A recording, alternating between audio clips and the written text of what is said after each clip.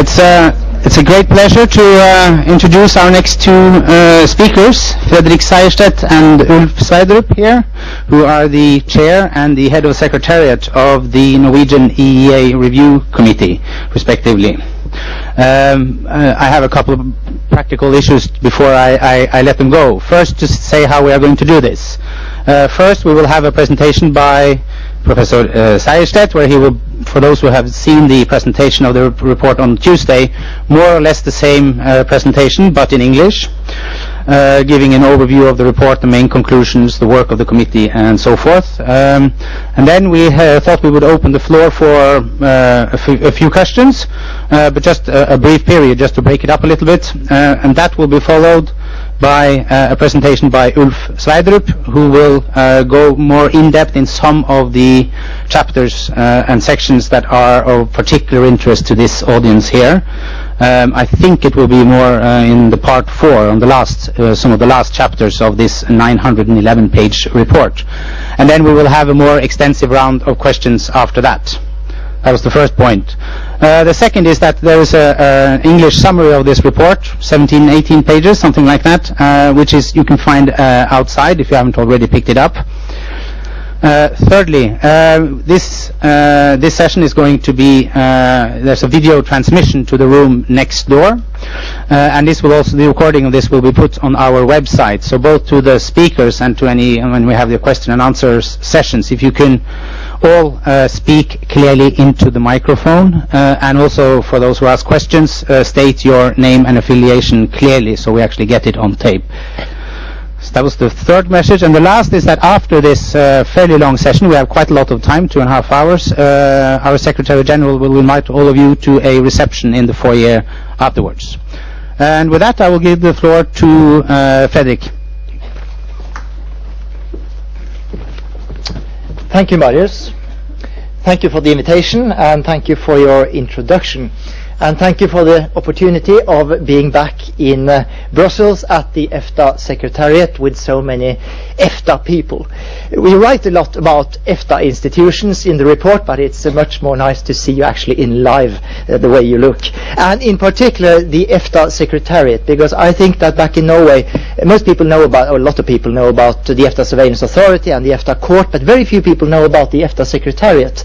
And we have indeed tried in the report to lift up and make it a little bit more visible, the EFTA Secretariat and the crucial role which it plays in the whole functioning of the EEA Agreement. So it's good to be back with you. And we also, I should say at the beginning, I should thank Kåre Bryn and Bergdis and the rest of the EFTA Secretariat for the very good cooperation we have had throughout this process. And indeed the EFTA Secretariat has helped us not only with we have had interesting talks, but also helped us in bringing forth empirical data which was not there before, and used quite a lot of resources in order to help us map, in particular, the legal acts of the EEA Agreement and the categories and so on and so forth, and the dynamics. So thank you so much for that, and it's a pleasure to be back with you. This is my third presentation tomorrow. Today. I'm what we call in Norway a bee person, which means that I like to sleep in the mornings. I had to get up at 4:30 this morning to be here. So if I start looking a bit, if I start talking a bit slowly, that's the reason. So you will have to bear with me. For those of you who have seen this presentation before in Norwegian, I've held it twice before. On Tuesday, before the Norwegian Minister of Foreign Affairs and the rest of an audience back in Norway, and this morning in the Norwegian delegation.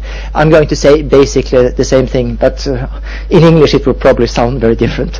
But it's the same content. But I'm very happy to see so many of who were present this morning actually coming back and wanting to hear it once again. Definitely, perhaps I was not making myself clear this morning. I'll try to do so this time.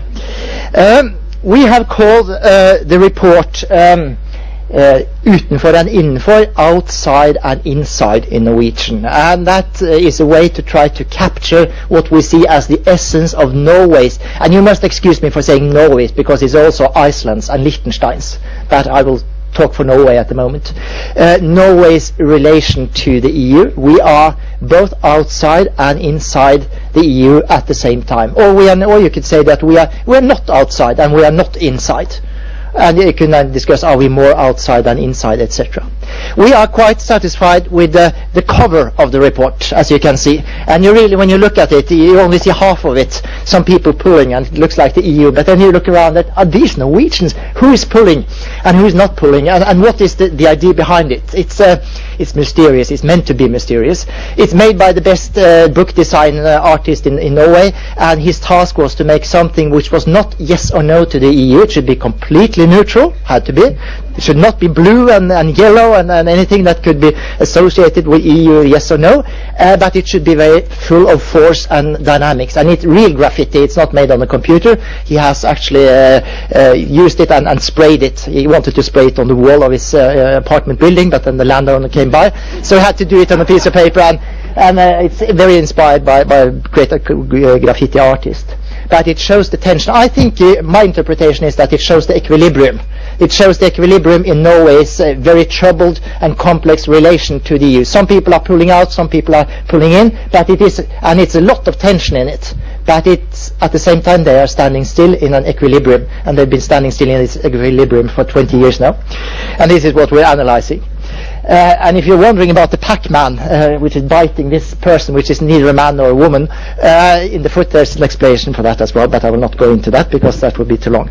But the Pac-Man is part of our symbol throughout the past, eating up different...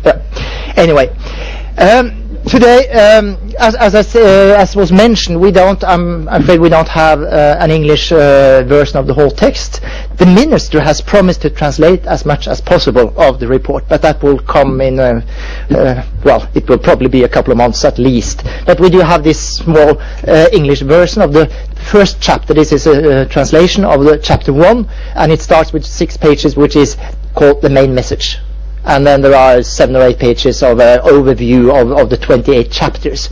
And really, if you read these 5-6 pages, you more or less get the idea. You don't need that much more. So I hope you take this. This is on the internet in PDF, and we have copies in the audience as well. And this is basically what I'm going to talk about, the general aspects of the report.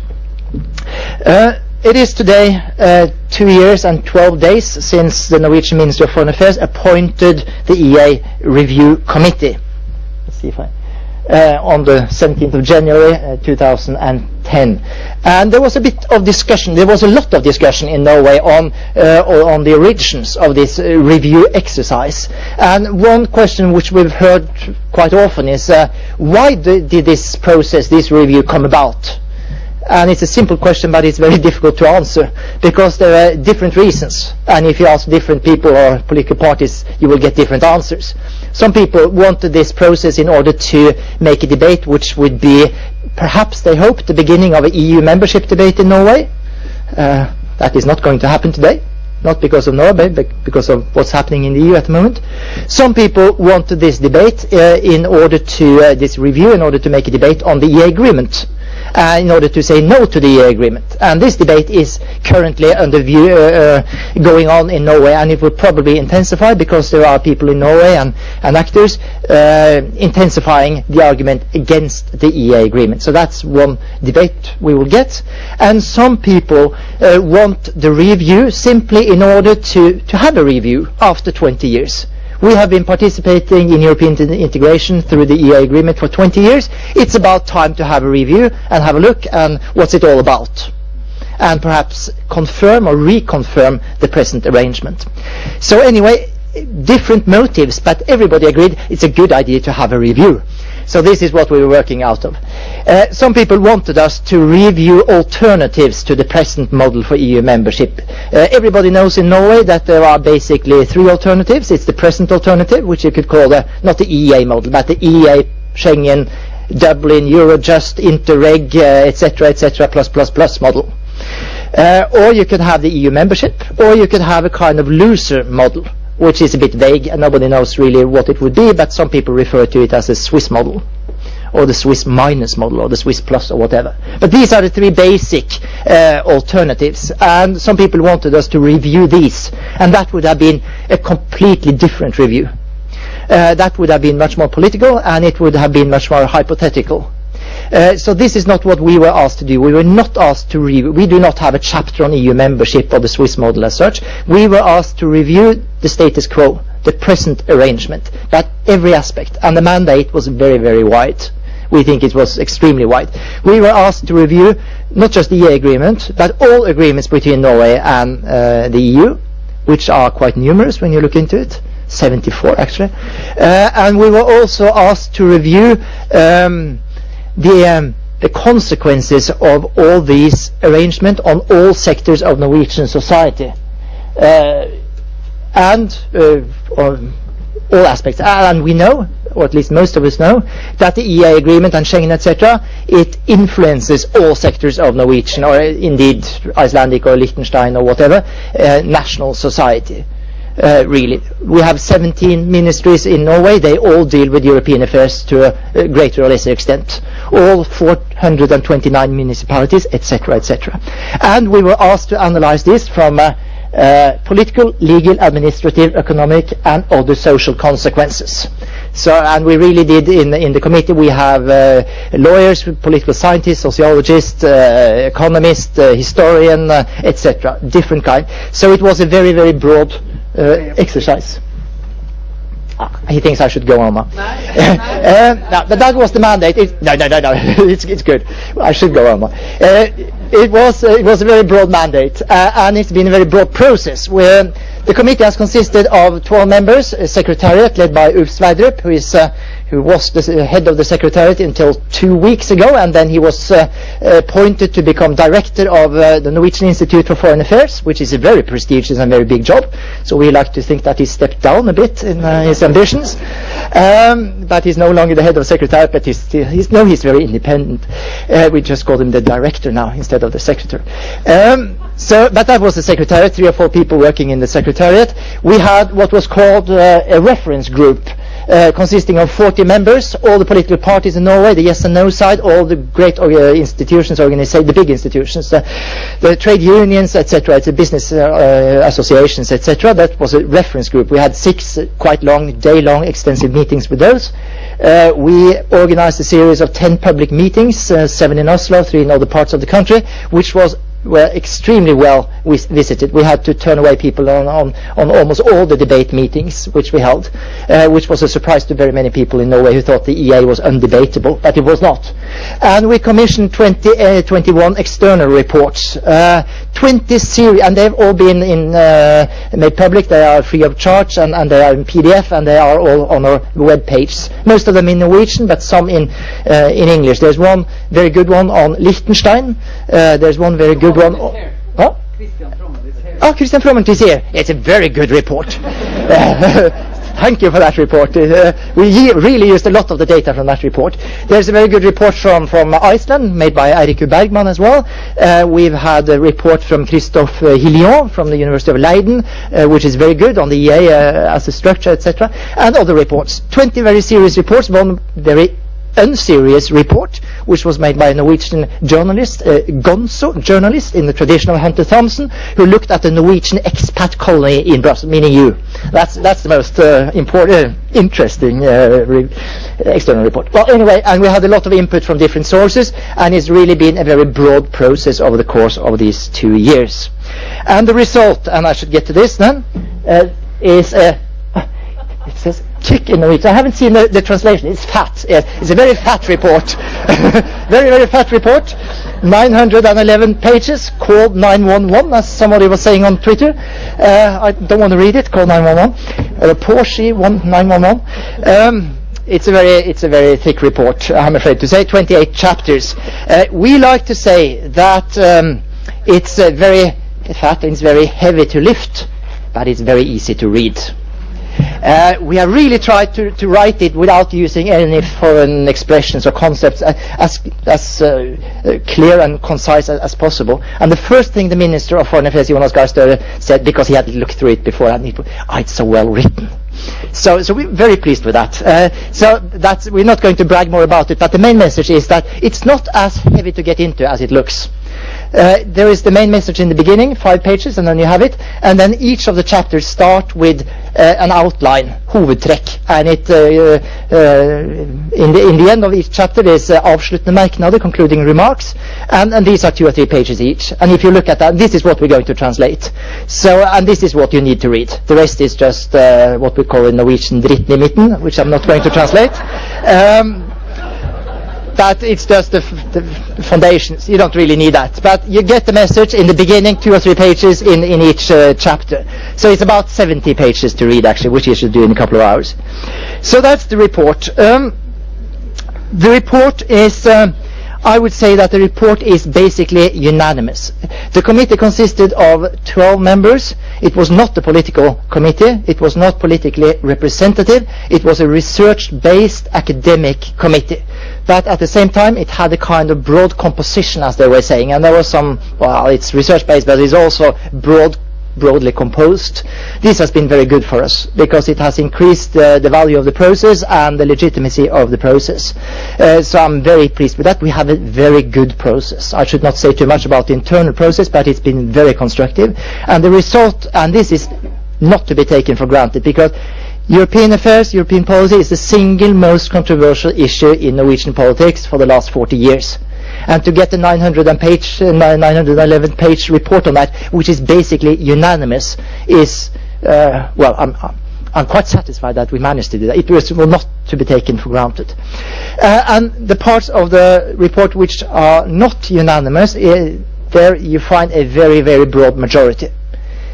Most of the dissenting opinion is just 1 member, so it's 11-1, and the rest of the dissent is 3-9 or something like that.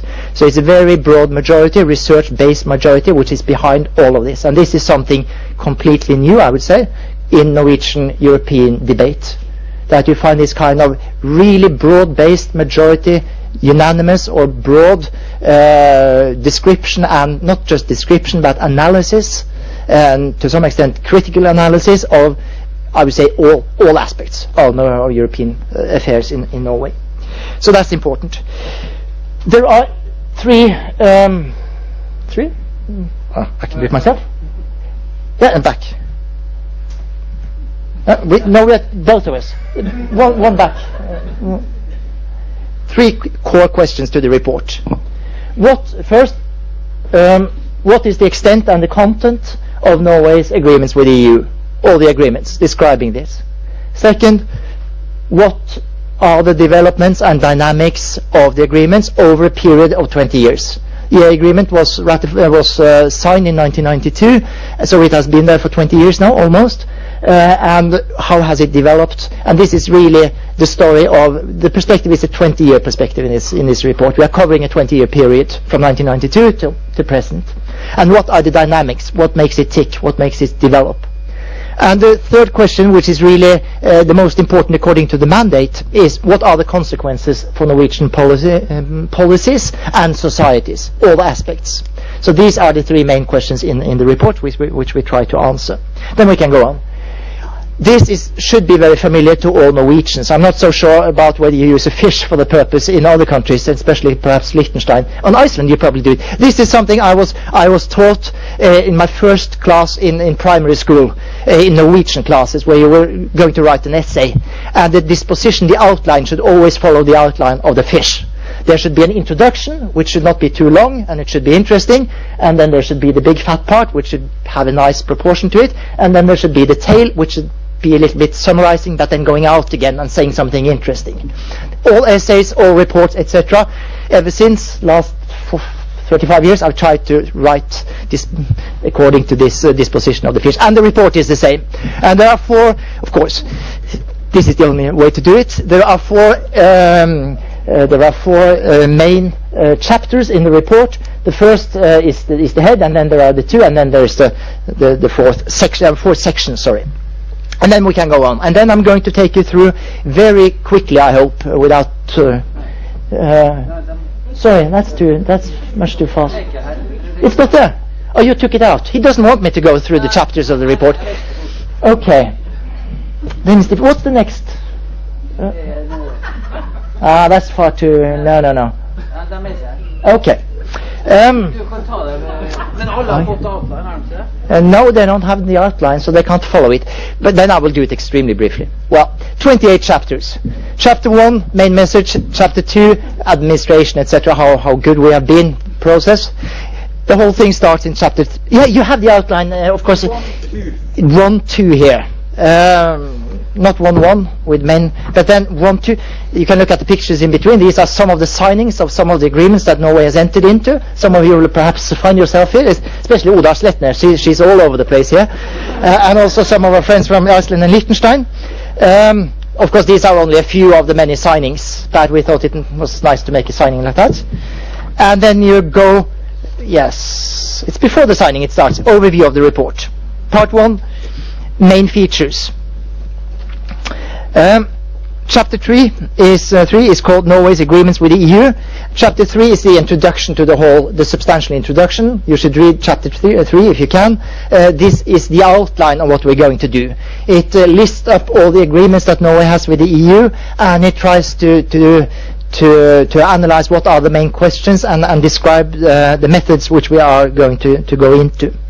Then there is a historical chapter 4, because of course you can only understand the EEA agreement in a historic context. The EEA agreement is a result of a short time period between 1988 and 1992. And that's the only way to understand it. If it had been constructed 5 years before or 5 years after, it would have looked completely different. So you really have to understand this. It's between 1988 and 1992. So we describe this and the processes leading up to the signing of the agreement. And then there's a short chapter 5, which is really a kind of textbook chapter, just describing the basic outlines of the agreements. Then we go into part 2 of the report, which is called the development and functioning of Norway's agreement with the EU, and it covers chapters 6 to 13. And this section is about everything that has to do with institutions, procedures, politics, administration, etc., etc., judicial review, etc. It's the framework. The first chapter is called the development of agreements with the EU in the period between 1992 and 2011, and it is of particular interest for many of the people in the audience today, because it describes how, in particular, also the Schengen, etc., but in particular how the EEA agreement has developed, and in particular, well, along many lines. It has developed along the lines of new legal acts, new member states to the EU also becoming part of the EEA agreement, etc., etc. New agreements between Norway and the EU, new interpretation and adaptation of the agreement, etc. And the main part of this chapter is the whole of the process for taking new legal acts from the EU into the EEA agreement. The time, the question of whether you can get modifications, exemptions, and least but not last, what we call the right of reservation, the veto right, the right to say no, which is there, but which, as you know, has not been used so far. And it's being used now for the first time with the third postal directive from Norway. And there's also an overview, and this is where the EFTA Secretariat came in, and very helpfully so, to make the complete overview of what are the contents, the legal acts of the EEA agreement, what has gone in and what is in force today, and what are the categories, etc. So you'll find all the data, and there's a lot of new data there, which some of us, it's a bit like being a nerd, but some of us find it very interesting. The next chapter is chapter 7. It's called the implementation of EU EEA law in Norwegian law, and it deals with how the EEA agreement has been implemented into Norwegian law. And among other things, it tries to find out how many Norwegian statutes are contain more or less great or small part EU EEA law. And we identify approximately 170 Norwegian statutes out of a total of about 600, which is about little less than 30% of the Norwegian law book statutes, which is very difficult to compare. And this is the kind of exercise you find in any EU member state, and it's very difficult to compare because the methods are different. But it's approximately the same, I think, as you find in the other Nordic EU member states. A little bit less than 30%, more or less, EU law. Chapter 8 is the role of public administration. That's the analysis of how the Norwegian administration has handled EU law for the last 20 years. How is it administered in Norway? How is European policy coordinated in Norway? What is the relationship between the administration and the politicians, etc., etc.? Chapter 9 is called Participation and Influence, and this is called, by this we mean participation and influence in the decision-making procedures of the EU in Brussels. To what extent is Norway able to participate or influence the EU decision-making processes? And as you know, one should not exaggerate this, to put it like that. This is called in Norwegian aktiv Europapolitikk, active European policy. The phrase was coined in 1972 after the first referendum. After Norway said no, the Prime Minister said, well, no, we have to have some active European policy. And they have had some active European policy ever since. And this is what they're doing here, and many people are doing here in Brussels. And we try to analyze what is this, where do we participate, what is the function, what comes out of it, etc., etc., etc.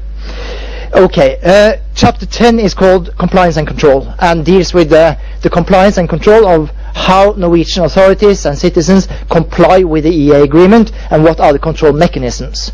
And this is really divided into two, and it starts with going through the internal domestic control, administrative control, and national judicial control, which is in quantity, of course, by far the most important. Far more cases are being controlled by the Norwegian courts than the EFTA Court. Of course, it's like that in any EU member state. But it's important to stress because it's so easy just to look at the control mechanisms in Brussels. But the national control is in quantity by far the most important, so we analyze this first. And then we analyze the EFTA Surveillance Authority and the EFTA Court. So there are sub-chapters on the EFTA Surveillance Authority, and we can come back to the contents if you want. You can have questions on that. But this is where you find the ESA and the EFTA Court. Chapter 11 is called the Storting, the Norwegian Parliament, and European Policy, and it's quite a big chapter, and it deals with how constitutional issues in Norway, and also in particular how the Norwegian Parliament is involved in European policy. And there are many aspects of this which I would like to go into, but we don't have the time for that. But it's a big chapter. Chapter 12, it deals with the knowledge of the agreement with the EU in Norway. The public discourse or debate on European affairs in Norway over the last 20 years. We like to call it, we haven't written it because it's so pretentious, but we like to call it the Habermas chapter of the report. The borgerlige offentlighet, the public discourse, awareness and discourse of relationship with the EU. And you will find, to make a very long story very short, there is great awareness in Norway about EU and EU membership, and there was a big debate in 1993-94 leading up to the referendum, etc. There is very little public debate, public awareness, public knowledge on the actual relation between Norway and the EU for the last 20 years. There's little political discourse. There is there's not very much media coverage. It's a little bit better these days, but there's not been that much media coverage. The textbooks in schools, they are absolutely silent about this. Nothing in the textbook about Norway's relationship with the EU for the last 20 years. Nothing about reality. Just something about 1994. And you read, it was a referendum in 1994. We voted no. We are outside the EU. Okay, that's it. That's what the school books say.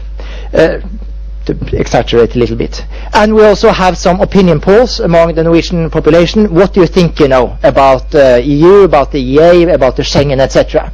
It's not what they actually know, it's what they think they know, which is something completely different, of course. But even answering what they think they know, they say they think they know quite a lot about the EU, they know a little bit about the EEA, and they know absolutely nothing about the Schengen Agreement and the other agreements, the Interreg, the Interpol, etc., etc., the Dublin, etc., etc. So they don't know. And among these people are Norwegian males over the age of 40. And when males over the age of 40 say that they don't know anything, they really don't know anything. So I can talk for myself there.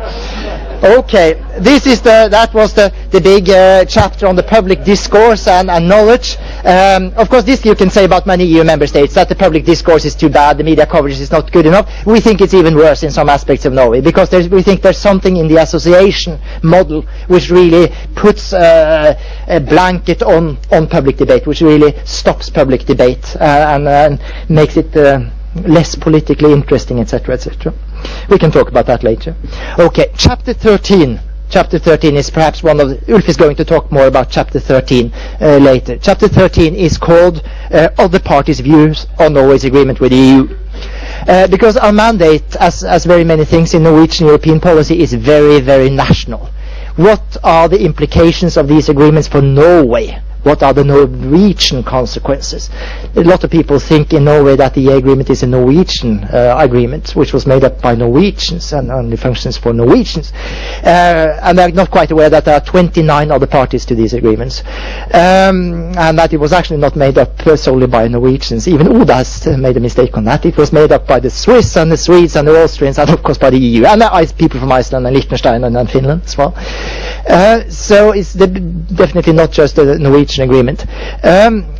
But we don't know that much about in Norway about what do the other parties think about this. So we have chapters on this, and this is where the report from Liechtenstein comes in, and this is where the report from Iceland comes in, and we use these reports. We also have made quite a broad analysis, I would say, and the study by Christophe Hillion is very also a basis for this chapter. And we also try to make an analysis of the EU's view on the EEA agreement, as expressed not least in the December 2010 declaration of the Council of Foreign Ministers, which is a very important document.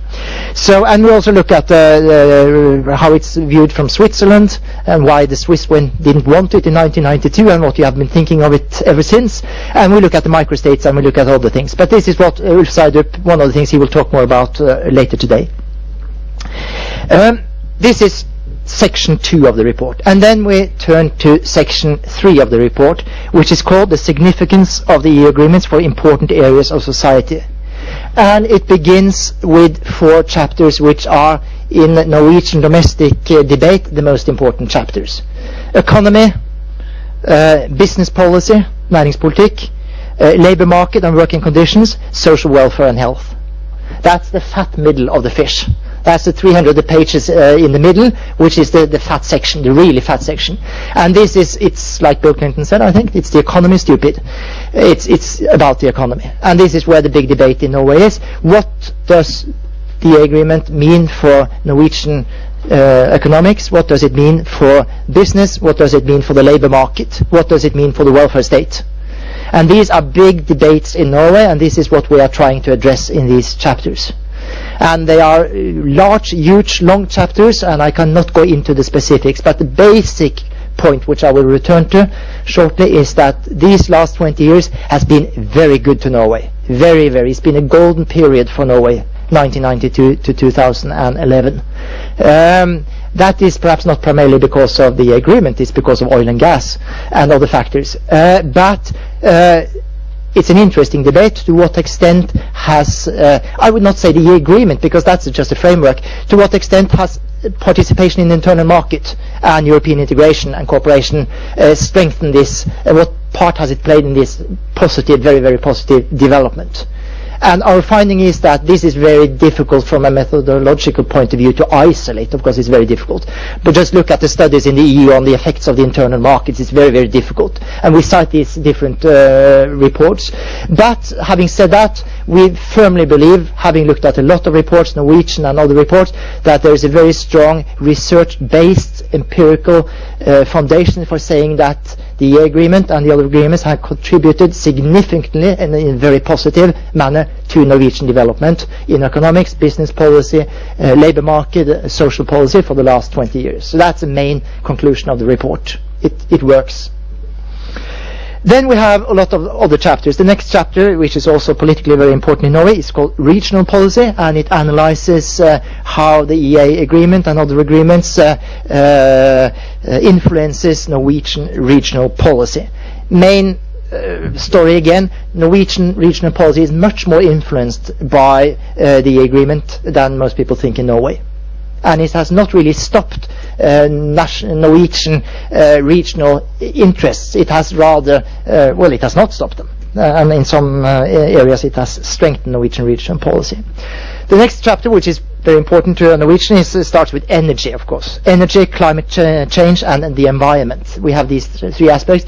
Each of them is a big story, or rather it's several stories. Energy for Norway is both a story about hydropower, and it's a story about oil, and it's a story about gas, and it's a story about alternative energy. And each of these are influenced in different ways by the EEA Agreement. But the main story is that Norwegian energy policy, which is the most important policy to most Norwegians, has been continued and has not been negatively affected by the EEA Agreement. On the contrary, we have managed to keep a national energy policy which the Norwegian Parliament thinks is good for Norway within the framework of the EEA Agreement so far. And of course on climate change and the environment, the main story is that the EU has led to stricter and in that regard better rules on climate change and the environment than we would probably have had if we had to make these laws ourselves.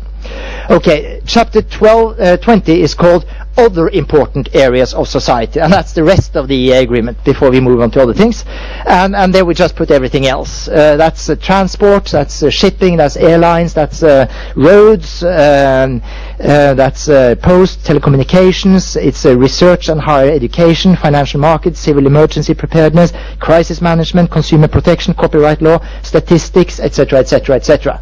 Tourism, culture, etc. So this is it in sports, media, contract law, tax law, criminal law, etc. So these are the rest of the agreement. You can make a very long list of that.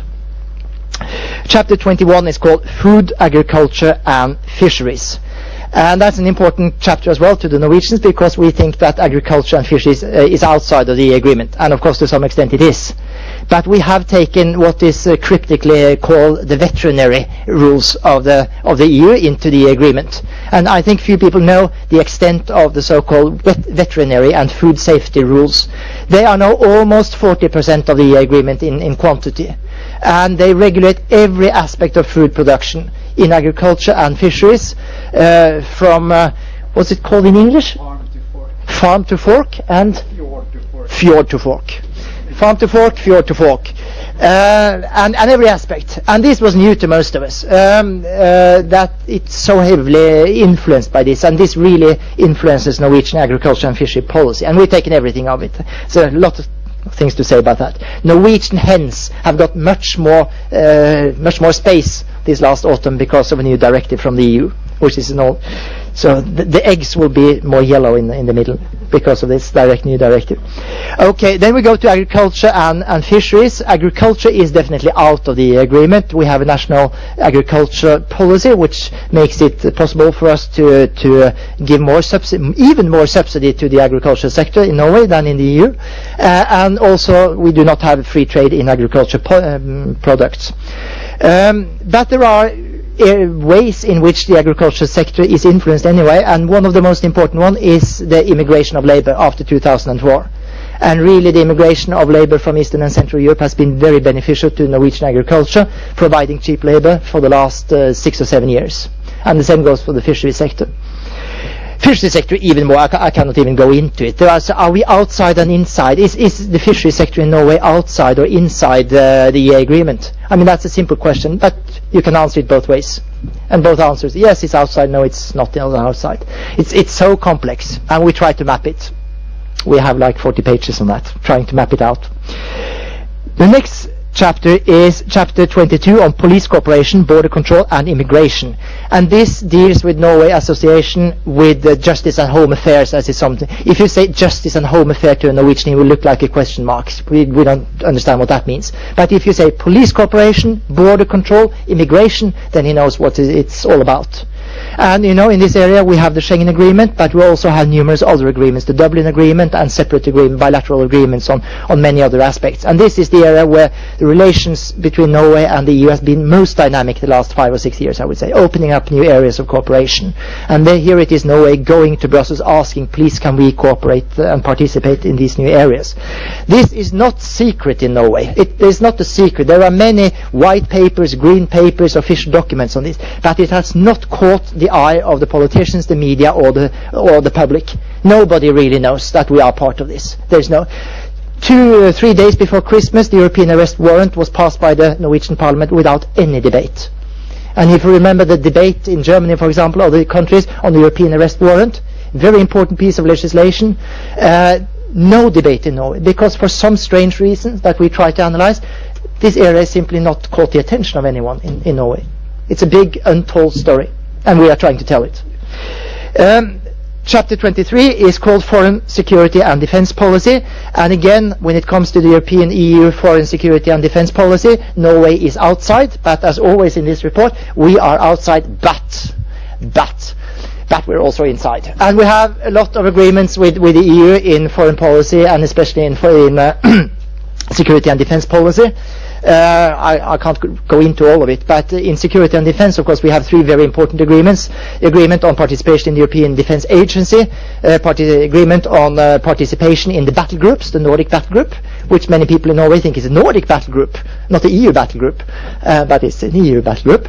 150 Norwegian soldiers, not called into action so far, but they came close last spring, in Libya. And nobody knew about that in Norway, that they were actually put on alert they started to prepare the action plans for going into Misrata. There was nothing in Norway on that. And finally, what has been used, the framework agreement for participation in crisis management operations, civil and military. And the fact that we had the Norwegian frigate, the KNM Fridtjof Nansen in the Bay of Aden for 6 months hunting pirates with the EU flag in the mast. Most people probably thought that warship was on a United Nations mission or something like that. It was on the EU mission, and it had the 12 stars in flying. That was we have some pictures of that, which have not really been much published in Norway, but they are in the report, and it's quite strong symbolic. We see the Norwegian Minister of Defence with 12 stars on her shoulder on the sunny after deck of KNM Fridtjof Nansen, smiling beside the Norwegian Chief of Staff, also with 12 stars on his shoulder. Okay. In this chapter on foreign policy, security, defence, we also have sub-chapters on what does European policy mean for the other important part of the Asian foreign policy, which is the northern dimension. What is the relationship between the northern dimension policy and the European policy? How do we try to make the EU go north with us or not? There's a sub-chapter on what does European integration mean for Nordic cooperation, and there's a sub-chapter which it's quite a lot. The EEA Agreement is the most important Nordic cooperation agreement, of course, much further than any Nordic agreement before it. And we have a small chapter on the EFTA, the Norwegian, Swiss, Liechtenstein, Icelandic efforts of going around in the world, calling itself the EFTA Free Trade Association, and making free trade agreements with numerous other countries. So there's a small analysis of that as well. And finally, there's a small subchapter on the satellite, the Galileo project, which is really important, and I think no one in Norway knows that we have given away territory to the Galileo project on Svalbard, Spitsbergen, Jan Mayen, and in the Antarctic to build stations, and we are using a couple of 100 million kroner each year to participate in the Galileo project, which is very important to Norway. That's the GPS. Or it's not the GPS, because the Americans can turn off the GPS, so we need a European alternative, which they cannot turn off, and that's the Galileo, and Norway is participating and giving stations and ground stations for that. Okay. Chapter 24, and I should talk even faster now in order to get through this. It's called Norway's financial contribution to the EU and individual member states, and that's the Financieringsmechanism Mechanism Office, the EEA grants, the Norway grants. That's a big story to itself. It's about 30 pages. It could have been 300 pages because it's such an interesting story, how the amounts have grown and how the purpose and the perception of this forced payment has changed into becoming quite important Norwegian foreign policy instrument in Eastern and Central Europe, and how they are traveling away, giving away freely this money, which we have been made to pay, and trying to get the most out of it, and leaving footprints, as they say. We have a very nice picture of a Norwegian footprint in, I think it's in Czechia, what it looks like. So that's an interesting chapter. It also deals with the expenses of participation in EU programs, of running these institutions, etc., etc. It's a money chapter. Chapter 25 is called The Scope of Norway's Association with the EU. And there, after 24 chapters, we try to sum up and say, what is the total sum of all this? What is the scope of Norwegian participation in the EU? And here we are a bit, we call it tabloid. I don't know how many of you have read, it's a very famous science fiction novel called The Hitchhiker's Guide to the Galaxy. And in this novel, they make a computer, and they ask, it's a supercomputer, and it's designed to give an answer to the question, what is the meaning of life? So they pose this question to the computer, what is the meaning of life? They start the computer, and it takes 1,000 years, because it's a very big question. So it runs for 1,000 years, and everybody is waiting, and after 1,000 years, it comes out with the answer, and the answer, 42. It's absurd, of course, it's absurd. No, the answer is 42. We have some of the same feeling, because we have been going for 2 years in this process, analyzing everything back and forth, and then we pull it, and then and the answer is 3/4. That's the answer to the point. 3/4. How much is Norway integrated in the EU substance? Not how much a member, because we're not a member, and the Minister of Foreign Affairs, who is quite comfortable with 3/4, he's anxious to stress that we are not 3/4 members, because you cannot be. It's like being pregnant; you can't be 3/4 pregnant. Either you're pregnant or you're not pregnant. You're a member, you're not a member. So we're not a 3/4 member. We do not participate in the decision-making process, but we have taken over 3/4 of the substance of EU law and policy, compared to those countries who take everything. Meaning Germany, Finland, etc. Not compared to Denmark and Sweden and UK. That's another question. Okay, so the answer is 3/4. I mean, the methodology, it's a bit tabloid. You can definitely debate this. We are inside the labor market, we're outside the euro. How do you compare these things, etc., etc. So that closest we get, I think it's fairly accurate. It's 3/4. Okay, then we come to the tail end of the report, and it has 3 chapters, and the first is called The Europeanization of Norway 1992 to 2011. And this gives a summary of what these agreements have meant for Norwegian society over the course of the last 20 years. And there are 3 subchapters. The first is called National Interest and Values. To what extent have these agreements protected or served national interest and values as defined by the parliamentary majority at any time? That's how we define national interest. What is the majority national interest? And the answer, to be very, very short and brief, it has served them very well. That's it. Of course, it's a long story, but that's the main message. The second subchapter is called deals with what are the implications of the agreement for power relations in Norway, domestic power relations between the executive, legislative, judicial branch, between politicians and civil servants, between the capital and the districts, between employers and employees, etc. Power relation analysis, and all of these power relations have been changed to some extent, influenced to some extent, more or less to the same extent as you would find in any EU member state, but with some slight modifications for the special association. And the last subchapter here is the democracy chapter. To what extent have the European agreements influenced Norwegian democracy? And of course, this is the whole debate of the democratic deficit of the EEA agreement and the Schengen and the other agreements. And there we try to go. Everybody knows there's a democratic deficit in the agreement. It's been there since the beginning. That's part of the price you pay for the compromise. You want to be outside, but you want to be inside the internal market. Of course, you take the directives without participation. That's a democratic deficit. That was known 20 years ago. That's the price for the compromise. But we try to, and the price has gone up because these agreements, they cover more and more areas of society. So to that extent, you could say that, and for other reasons as well, that the democratic problem has increased over the course of the last 20 years, while at the same time in the EU it has decreased because the EU has become, at least to some extent, more democratic in its processes. But then we try to go a little bit beyond this concept of democracy, which is very abstract, and we try to look more concretely into what are the core elements of a well-functioning democracy. And then we analyze the agreement along 4 categories. The first is representation and participation. The second is political accountability. The third is open public discourse and awareness. And the last is the rule of law and the rights of the individual and companies. And we try. I can't go into the details. We can take questions, but that's a broad democracy analysis. And the answer is, the final is, of course, there are big democratic problems to the EEA and the whole thing. At the same time, it is democratically very well anchored, the foundation.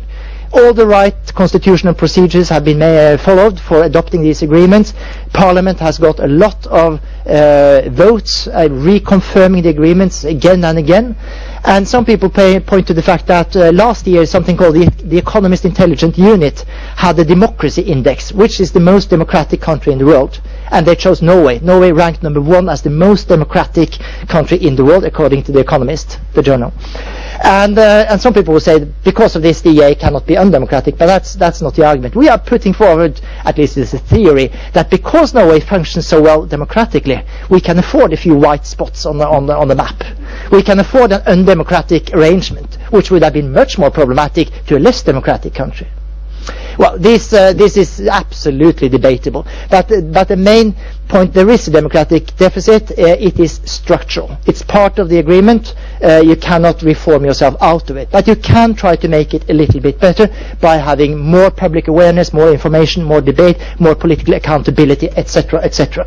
And this is something you can work on. Okay, that's chapter 26. Chapter 27 is called Outside and Inside Norway's European Dilemma. And that's the final analysis of the model. Is this a model? Or is it just some kind of patchwork? An agreement here, an agreement there. There's not a framework around it. It's EEA, it's Schengen, it's Dublin, it's everything. No framework. Is it a model? It's not a model. Ulf will talk more on this in a minute. There are 3 sub-chapters. The first is called the main elements of the so-called model. What are the basic characteristics? The second is what are the dynamics? What makes this develop? How has it developed? And the third is called challenges. And the sub-chapter on challenges is very long. Democratic challenges, administrative challenges, constitutional challenges, challenges because of development of the EU, challenges because of the development of the EFTA, etc., etc. So you read like 30 pages of challenges, and in the end you wonder how. And challenges that's a nice word. Of course, it means problems, tensions, disasters, unresolvable conflicts. And after 30 pages of this, you will really try to start to wonder, how does it work? How has it worked for 20 years? And why is it still working? But it is. Okay, so that's chapter 27, and then it goes on to the last chapter 28, the way forward. And the way forward, we are not looking into scenarios. We are not looking into alternative models. We're not trying to make some magical ideas about the future. But we try to put a few questions. Ulf will come back to that as well. Is this arrangement robust, or is it vulnerable? In one sense, it's robust. It has functioned for 20 years, and it can, in theory, function for another 20 years, especially if Iceland stays in. Or is it vulnerable? And in our analysis there are 2 things this arrangement, at least from a Norwegian perspective, it's an internal compromise in Norway. It's a compromise. Everybody hates it. Nobody loves the EEA agreement in Norway. It's like the internal market. Everybody hates it.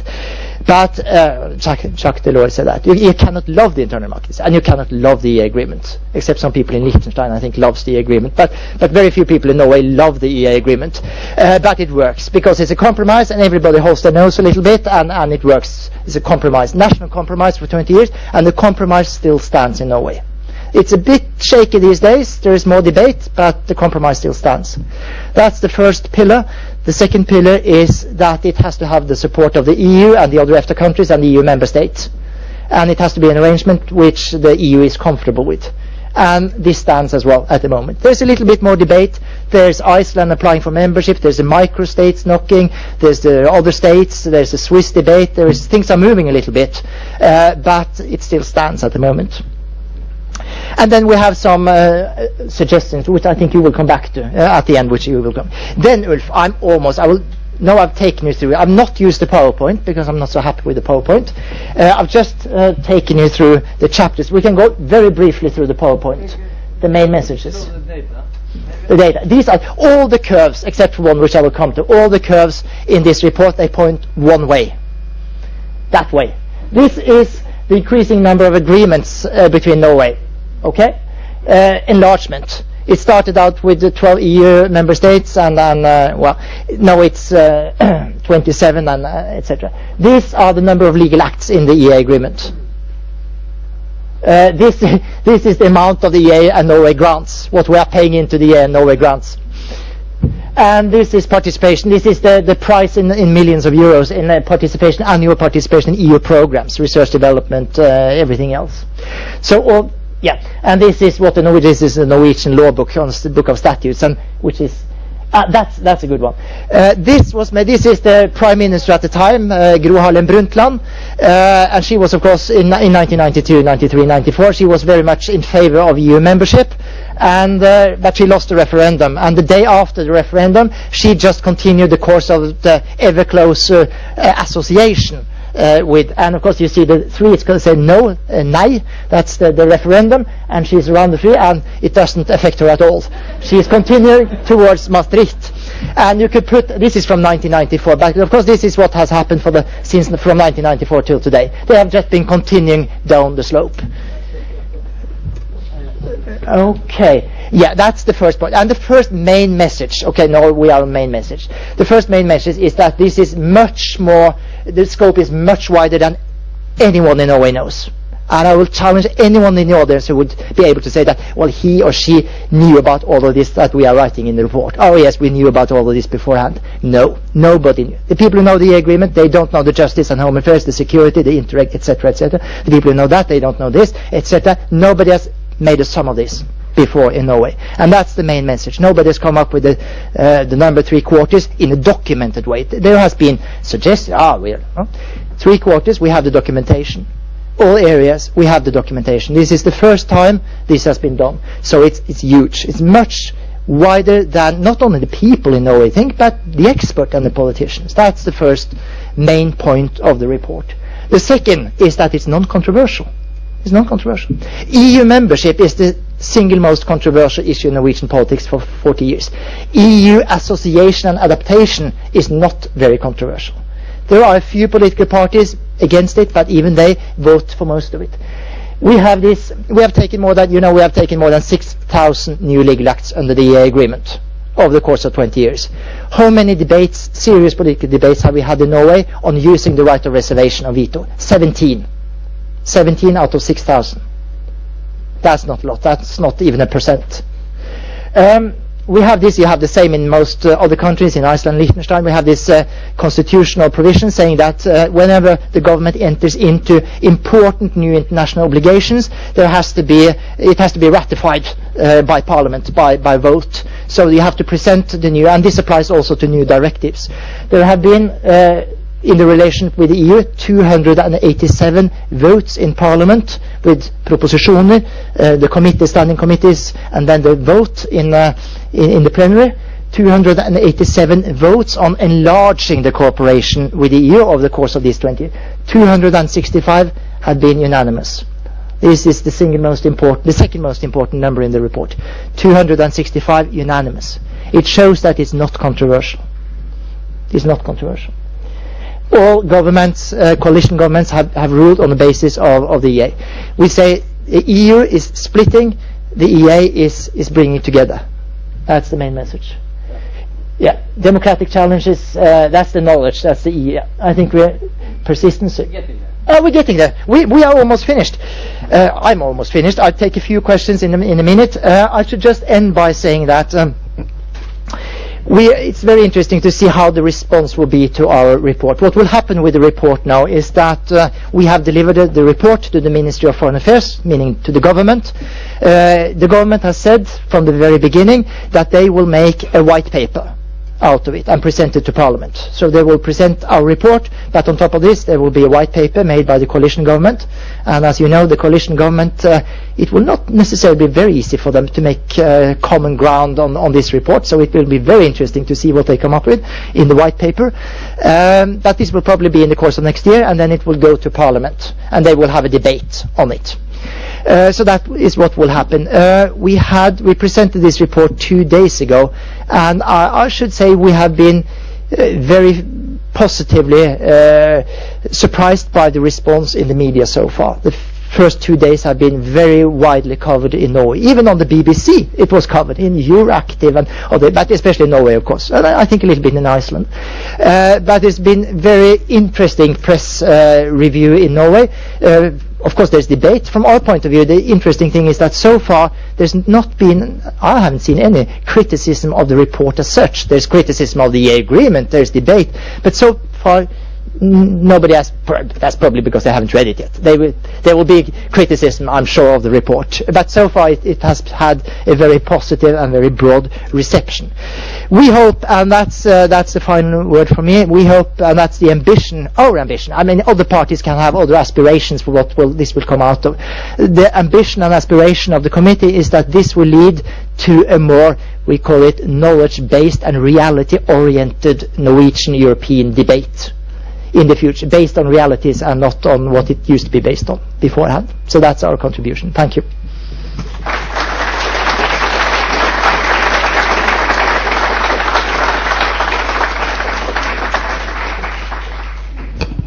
Yes, you can just stay. We will, as we said, we will take a couple of questions now, and I'll repeat what I said earlier, that please speak into the microphone and state your name and affiliation. We'll do a couple of 10-15 minutes maybe, and then Ulf will make his presentation.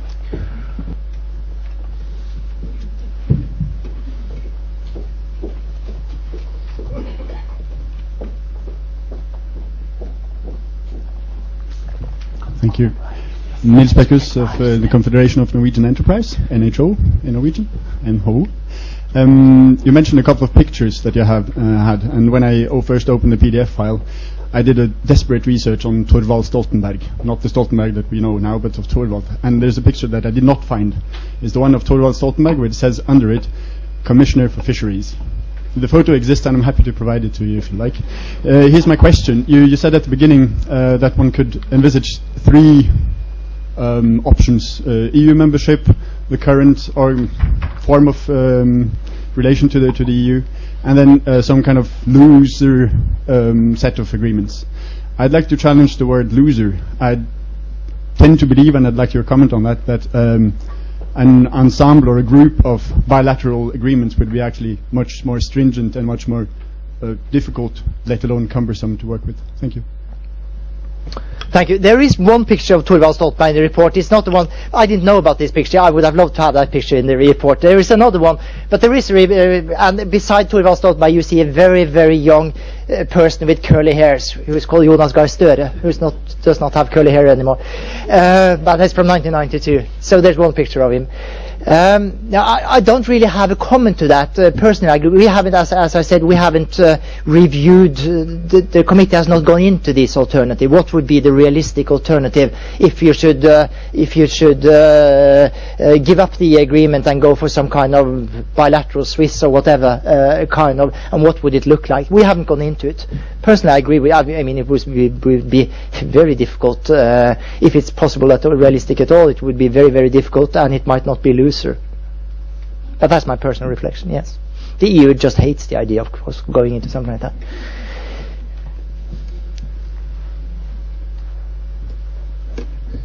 First there, so there. We can take a couple, first there and there. Yeah.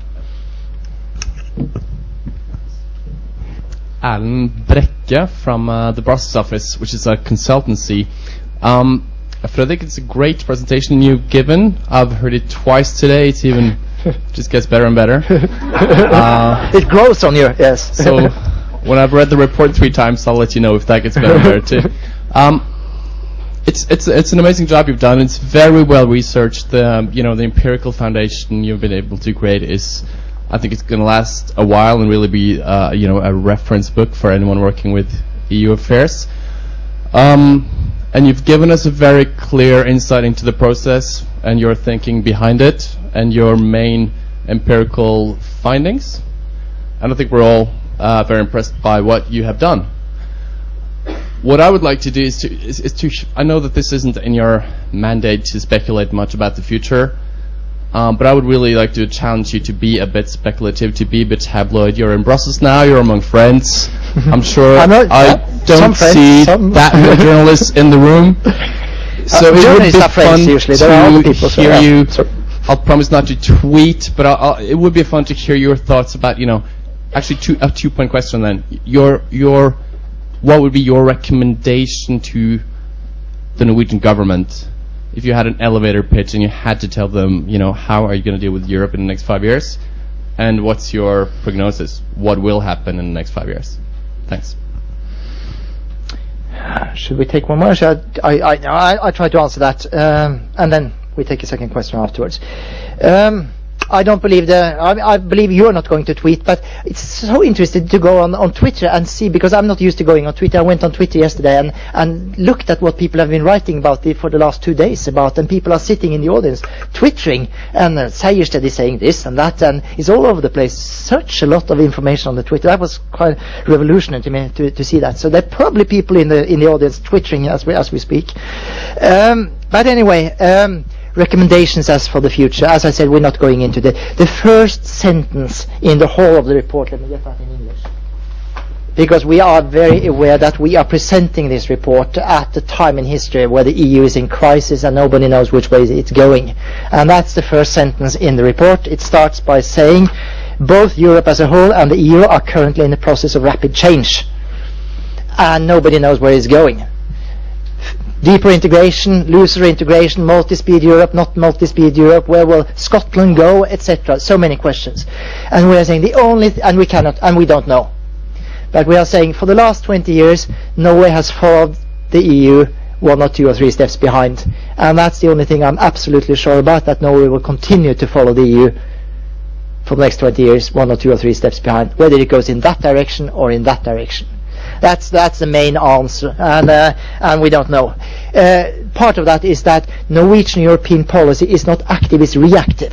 We are reacting to what is happening, and Norway is reacting to what is happening in Brussels. You build new cooperation in justice and home affairs, okay, Norway signs up. There's new cooperation in foreign policy or security and defense. Norway, as a NATO member, understands that we have to have some kind of association with that as well. So it's reactive.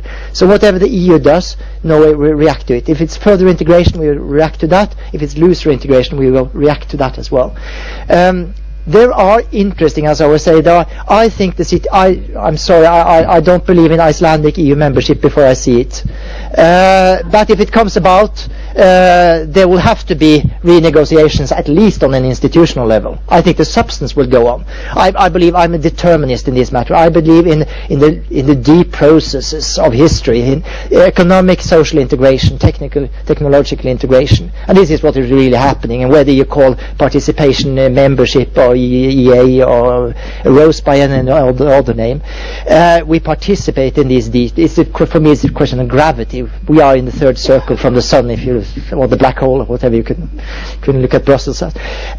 So deep are I think, from a substantial point of view, as long as the integration processes, economic, social, etc., they continue, and they might not. I mean, they were continuing until 1914, but then they stopped for a long period. So this is not to be taken for granted. But as long as they continue, I think Norway will be part of that. So that's my. The recommendation to the Norwegian, well, as a committee chairman, I do not have the recommendation that I would have if I was just talking in my personal capacity. As a committee member, and on not behalf of the committee, but we do have some recommendations. We are loyal to the present model. We are not suggesting whether not to resign the agreement or to go for EU membership. We are loyal to the present, and if that is the framework of the recommendation, okay, we keep the present. Then there are some recommendations. It can be improved. One question, but Ulf Sverdrup will go into this. Should there be a framework around it? Framework around the whole thing, or just framework for justice and all? There are different things you could do with the model. The basic problems of the present model are structural and cannot be really resolved, but there are a lot of small things you can do.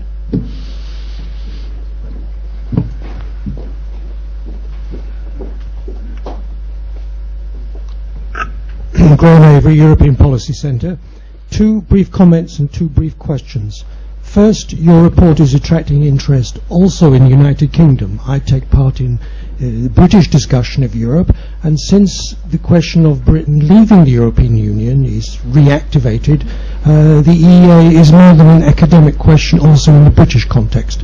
Second comment, I plead with the Norwegian government to make the whole report available in English, because with all respect to your fascinating explanation, it was quite frustrating because we'd like to know more about many chapters.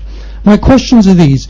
You mentioned Jacques Delors, and it was often said that he invented the EEA as a waiting room, or perhaps as a means of deflecting Norway and other EFTA countries from membership. Would you like to comment on that, first as a description of the EEA, and secondly, has it been successful? My second question is much more specific. What is the cost per head in budgetary terms to the Norwegian citizen of the EEA, or of the agreements with the European Union? What is the cost per head to Norway's population?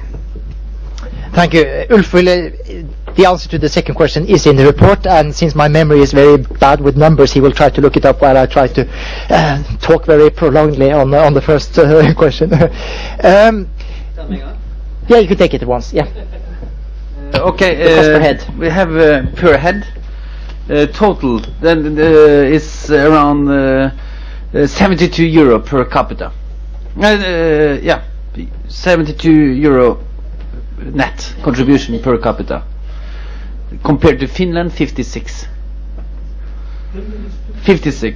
Italy is 75, France 86, Sweden 130, Norway 72, Switzerland 20. If you take it, this is on 784 in the report. Page 700, and you will understand it even because the numbers are international. Right. Yeah. But if you take it into net contribution as a percentage of GNP, it's a bit different. It's a bit different. Then Norway contributes with around half of Italy. So in terms of net in euro, it's more than or equivalent to Italy. But in terms of percentage of the GNP, it's half of. That's the price of being rich. So we would contribute a lot more if we were EU members, but even non-EU members, we contribute in euros more than a lot of EU members. Okay, the first question was more difficult. This is the debate on what was the purpose of the EEA agreement in 1989, 1991, 92, and what was the idea of Jacques Delors, what was the idea of Gro Harlem Brundtland, what was the idea of the Swiss government, etc. And I think the answer is that different actors and different countries had different ideas and purposes behind it, and it's definitely, and we are writing a little bit about it, and it's definitely, and you probably know a lot more about it than I do, but it's definitely one part of the story that the EEA agreement was construed and seen by Delors and the Commission as a waiting room, because they had to make the deepening before they could do the widening. So it was a waiting room for the EFTA countries that wanted to go into it. And was this successful? It was successful for Sweden and Finland and Austria. It was not successful for Norway. In Norway we sometimes use the metaphor of a train station, a halfway station, half between one stop and another stop, and the EEA was supposed to be a halfway station before arriving at the final station in Brussels, and this has been discussed as a metaphor. This is probably how it was perceived by the Norwegian Prime Minister Gro Harlem Brundtland. It would be a stepping stone, or it would be a halfway station on the way to full EU membership.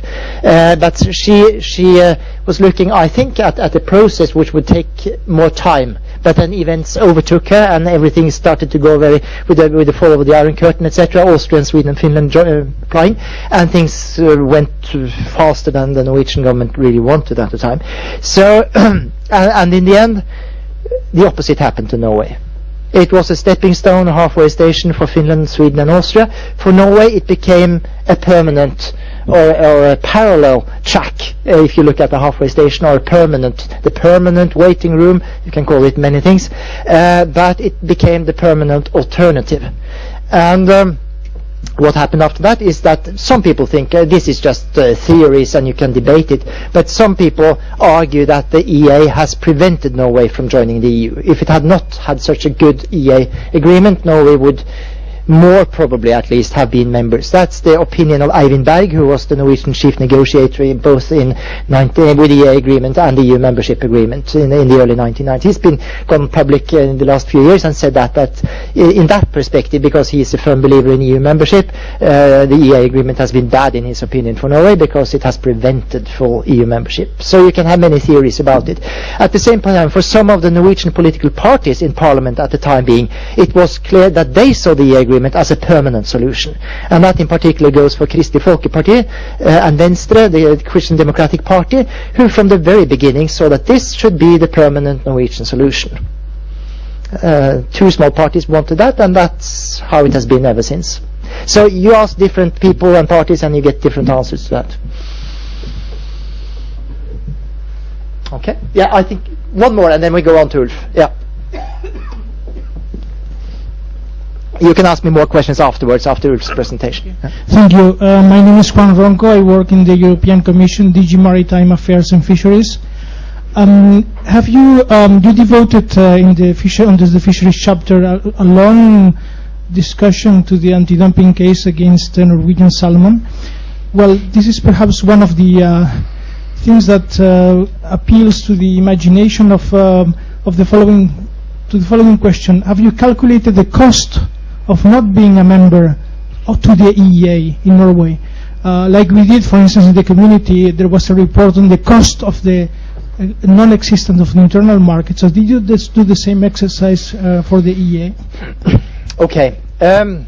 Of course, Norway is a member of the internal market, except for fisheries and agriculture. So we are a member. What we have tried, we have not tried to calculate because these calculations are so difficult. We have a very good professor of economics in the committee, and even she would not dare to try to calculate everything. But we are using reports and everything. We're trying to say something.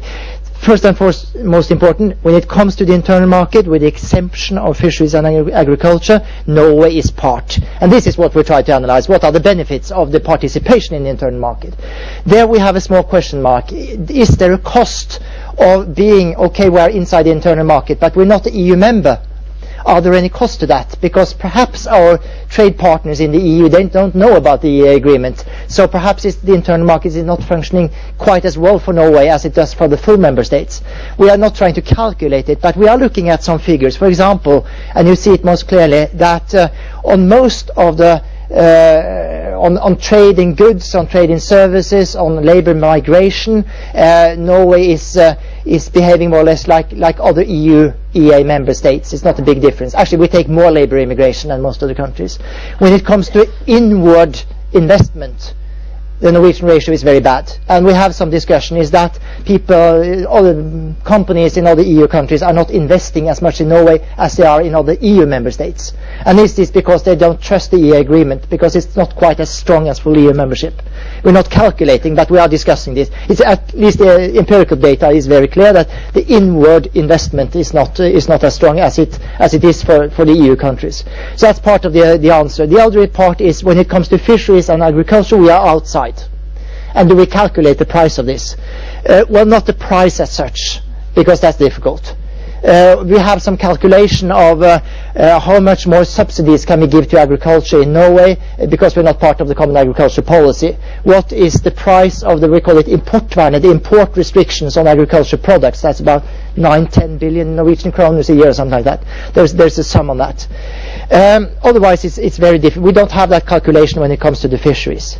And actually, when you mention, because it's interesting, you mentioned the 14-year-long or 16-year-long anti-dumping case on salmon it took 14-15 years to solve it. So it has been one of the absolutely most controversial cases between the EU and Norway for the last 20 years. And it's precisely because this is outside the EEA agreement. If fish had been inside, we would not have had this problem. So it's outside of the agreement.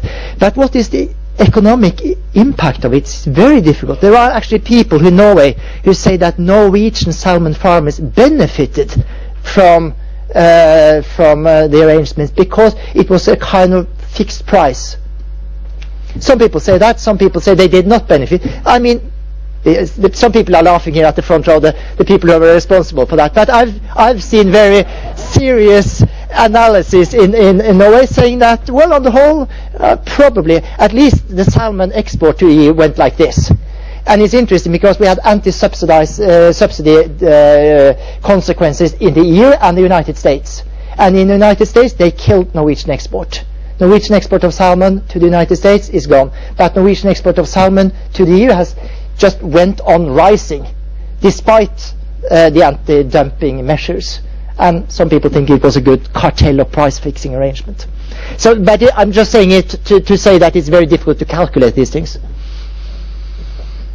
Okay. Okay, thank you very much, Fredrik, and then we can do the questions after. So we would just. No, it's not a question. No. It's a remark. Oh. Okay, should we leave Kåre with the remark? Yes. Yeah, well, I think you need a microphone. No, it's just a short remark on your last answer and the question. I fully agree with you that to calculate the effect of the anti-dumping, the various anti-dumping initiatives by the EU is difficult.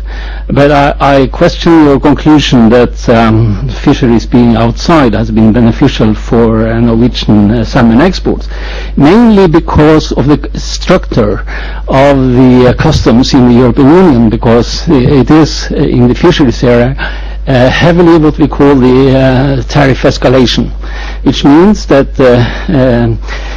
raw products have a low tariff structure, while finished products and products which has been developed has a much higher. So it means in fact that the development of the raw material basically have not happened in Norway. It's not been developed in Norway. It's taken place in Denmark, in the Netherlands, in France, and so on. So I doubt very much that that has been beneficial for the Norwegian salmon industry. Thank you. I take this opportunity to take the floor, and also just to clarify that the report is not saying that the salmon industry is benefiting from it. What we do in the report is to basically to exactly highlight the fact that one of the most important businesses in Norway, fish farming, is outside of the agreement and is subjected to uncertainty of access to the market, or the risk of anti-dumping claims. And what we tell the story is about the 14-year struggle for kind of having access to the market and fighting and finding solutions to this. And what I think Fredrik tried to point to is that the fact that we have the EEA agreement, you could put forward an argument that the EU has been more eager to find solutions with Norway compared to the US.